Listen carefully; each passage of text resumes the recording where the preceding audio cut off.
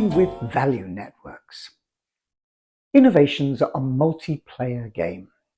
That image of the lone hero innovator is a myth. Even celebrated soloists like Thomas Edison or James Watt had their army of assistants working away behind the scenes.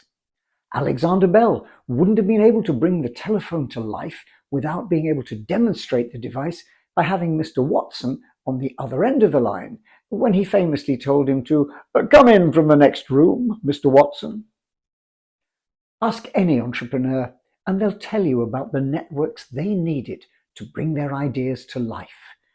Creating a valuable solution isn't a simple bing light bulb moment, it's a complicated journey, drawing in resources, ideas, time and energy, not to mention money.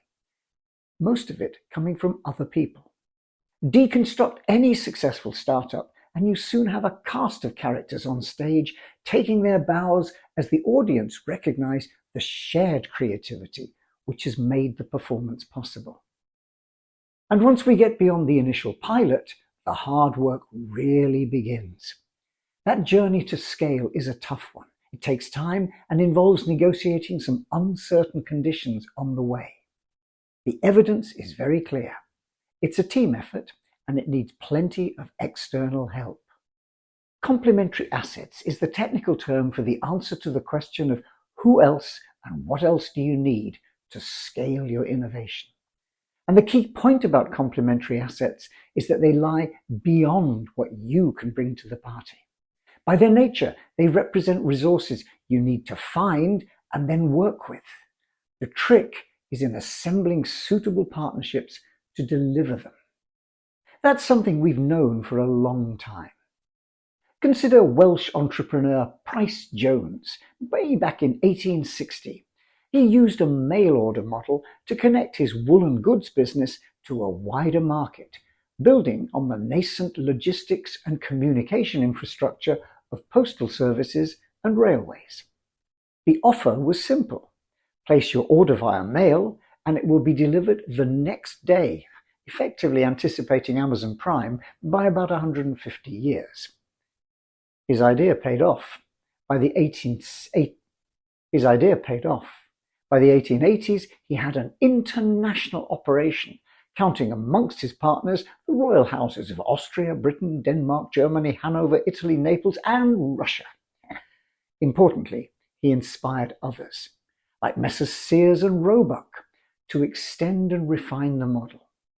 They used their catalogue to bring ever more exotic goods to the doorsteps of the most far-flung farm or homestead right across the United States. But theirs wasn't a single component innovation. To make it work, they needed to build an ecosystem. Selling was only part of the story.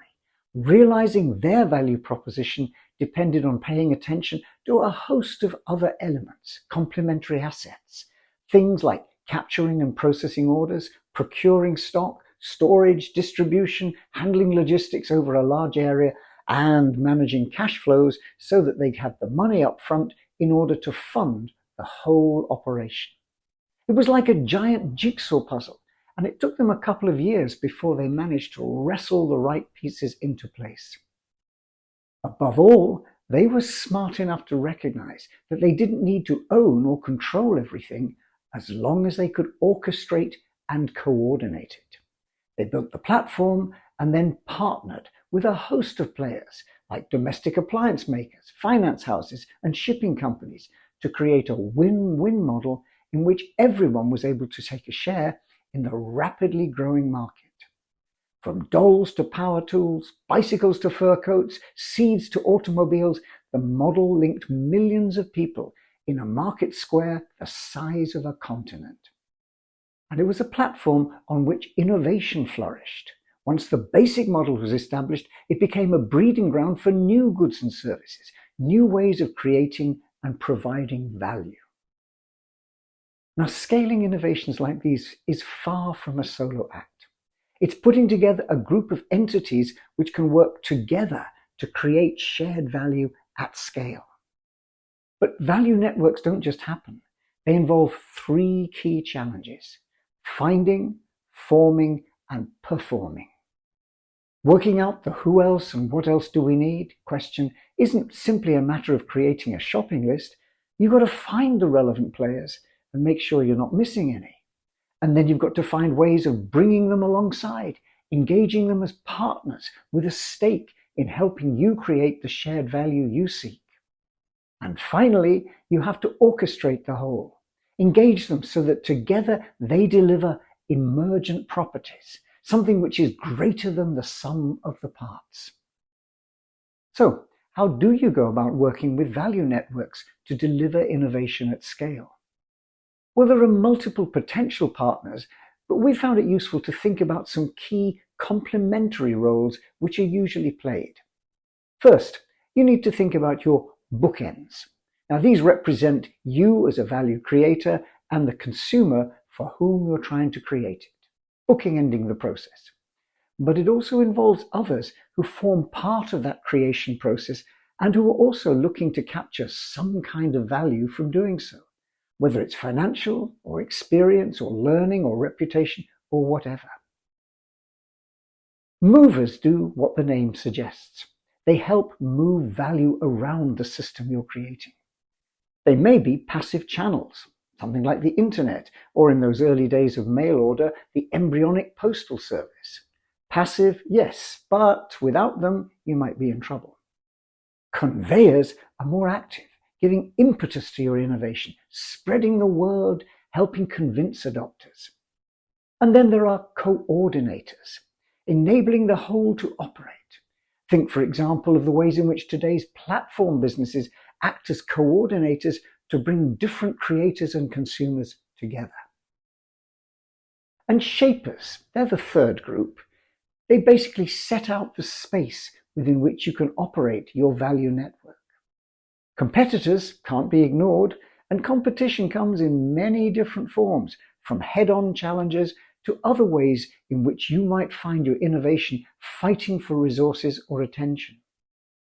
Cartographers are the ones who set the rules of the game. They mark out the playing field, generally shape the way in which value can be created and shared. And complementers influence the value, providing necessary positive or sometimes negative input to shape the environment in which your innovation is trying to scale. Now, your value network is going to involve a combination of entities, people, organization, and resources, which span these 9 core roles. Cue the need for a simple checklist when you begin thinking about scaling your innovation. Can you map who you need and what you already have in terms of the roles they play in your value network? But having mapped your value network, you need to think about working with it, how to get it to perform, engaging different players in different ways. It's not just assembling pieces on the chessboard, but the moves you make with them that's going to make the difference. Not least because you're unlikely to be able to control them or order them about. To switch analogies, your role isn't really that of a conductor creating something wonderful by coordinating all the players in an orchestra. No, your band is full of players who may have their own ideas and their own agendas. They may not always want to play by the score in front of them. So it's more like a jam session in a jazz group with extensive improvisation and depending on listening and aligning with each other. And it's here that life gets even more complicated for 2 reasons. First of all, entities in your value network may well play more than one role at the same time. Think of an educational technology innovation designed to enhance learning in schools. Now, scaling that will almost certainly involve ministries of education, acting as the cartographers, setting out education policies, rules, and regulations. But they may also be conveyors, actively promoting your approach and enabling connections to school, becoming value captors, sharing in the overall value of enhancing learning across the population. And conveyors may also be co-creators, not only getting your value solution to where it's needed and accelerating adoption, but also creating new value alongside it. Brownie Wise played a key conveyor role in the scaling of Tupperware as an innovation, but she and her team were also a key source of product design and improvement ideas. And roles also change over time, and this opens up considerable opportunity in terms of shaping the way the value network evolves. For example, Lego moved from being a creator of toys to engage with many of their consumers to capture and use their ideas for future products, effectively recruiting consumers to be co-creators. In similar fashion, competitors can become value captors, helping grow a market in which they also operate. Amazon, for example, supplies the infrastructure on which Netflix has been able to build its streaming. As a result, both Prime and Netflix have benefited from their shared learning about growing the streaming market. To stay with our jazz ensemble metaphor, it's as if different players are also multi-instrumentalists and can bring their different instruments to bear, which brings with it the potential for some amazing emergent properties, but also could result in a seriously unpleasant cacophony. So once again, it raises some key checklist questions as you think about scale. In particular, how roles might change, which players in your network might play multiple roles, and how you might act to engage and align them over time. Now, one way to help this strategic planning process is to think about spheres of influence, what we term your inner value network and your outer value network. The inner value network represents those entities you need to keep close. Typically, this includes not only your consumers, but also captors, the partners you need to create shared value, and key conveyors. And you need to keep them close and engage with them in ways which represent a formal relationship, contracts, partnership agreements, and so on. Your outer value network represents those entities typically outside your direct control or influence. They may be the channels which are available to you to work with, or the cartographers who make the rules within which you have to operate, for example, government regulations or trade standards. The important thing here is to remind ourselves that roles can change, so there's potential for drawing players in the outer value network closer, making them part of our inner value network. For example, working with consumers as co-creators, drawing on their ideas and engaging them as partners in the way that Lego has done. giffgaff is a small but highly successful player in the tightly competitive world of mobile phone networking. And its excellent customer service record is in no small measure down to the way in which it's engaged its community of consumers to play the role of creating customer service. Or you might work alongside regulatory bodies, building active partnerships to help promote adoption. Now, mobile money is still an active new field for apps and hardware players, but it's really been a reality in East Africa for over a decade. M-Pesa has been a transformational innovation and has scaled around the world. But its early success depended critically on the support of the central bank rather than its opposition to newcomer ideas. It helped create a fertile regulatory landscape within which mobile money could develop and scale. Cartography in action. And the world of entertainment, innovators behind films, books, music, they've also realized the power of fandom as a resource to help scaling, partnering with communities of consumers who represent also key complementers. Think about the role played by communities around movie series like Star Wars, with its conventions, costumes, and huge now online presence. This isn't directly controlled by the film companies, but instead exists alongside it, complementing the rate and direction of development and helping create new characters and backstories, things which will feed into the core. Now, when things go wrong, as they sometimes will, and the road you travel stays all uphill, well, these could well be the description of an innovation team's frustration as they try to scale. But they are actually the lyrics from a successful blues offering by Canned Heat, released over 50 years ago.